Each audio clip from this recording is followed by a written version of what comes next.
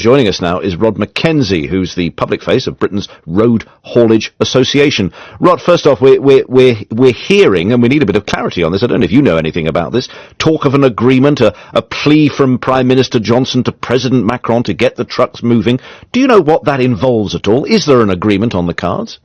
Well, not that I'm aware of. What we've certainly got is talks going on between officials in France and Britain about what could be done, and there are suggestions of COVID tests for drivers, but that is administratively an enormous challenge because, as you say, there's round about 1,000 trucks at least parked up in Dover, and many more use the port, which is the short straight crossing between Dover in Britain and Calais in France. It's only about 20 miles of water to get across, and everyone wants to use it because it's so fast. Now, 10,000 trucks use it every day, and just imagine how long it would take to test 10,000 drivers. Are the trucks being allowed in? Is this an outward bound, if I can put it that way, a kind of like a Britain to France problem, or are the French allowing truckers to come into the UK?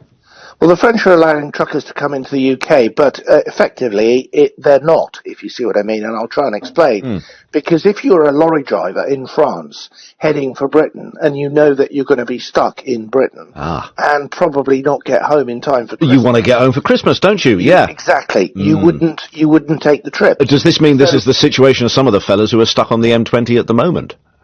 Well, exactly. Most of the drivers who do this run are Eastern European drivers, not British or French drivers. So clearly, they've got a long way to get home anyway, perhaps to Romania, Bulgaria, Poland, etc. And they're very anxious at the moment and very angry that this is being done to them, because lorry drivers are not natural vectors of disease. They are lone workers. They sit in their cab on their own. They eat on their own, and they sleep on their own in the cab. And yet, would you agree that France has a point? We've been talking to epidemiologists, and there's plenty of people who are kind of saying, well, actually, this new variant might be spread much more widely in France than we know. It depends how much you test, how much you sequence. Leaving that aside, is this a genuine action by the French, or do you think it's a warning to say, this is what we can do? We can just choke off your trade after Brexit? I think this is political. If you were basing it on the science, lorry drivers would probably be one of the last work groups that you would pick on because of the lone working thing that I've just described. We all know that the Brexit talks are on the brink. We all know that the French are very angry about fishing.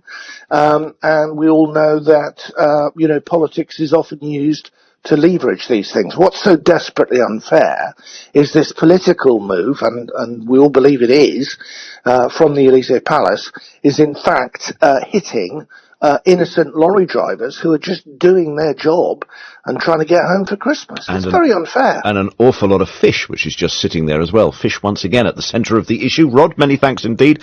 Rod McKenzie, who's the MD of Policy and Public Affairs at Britain's Road Haulage Association.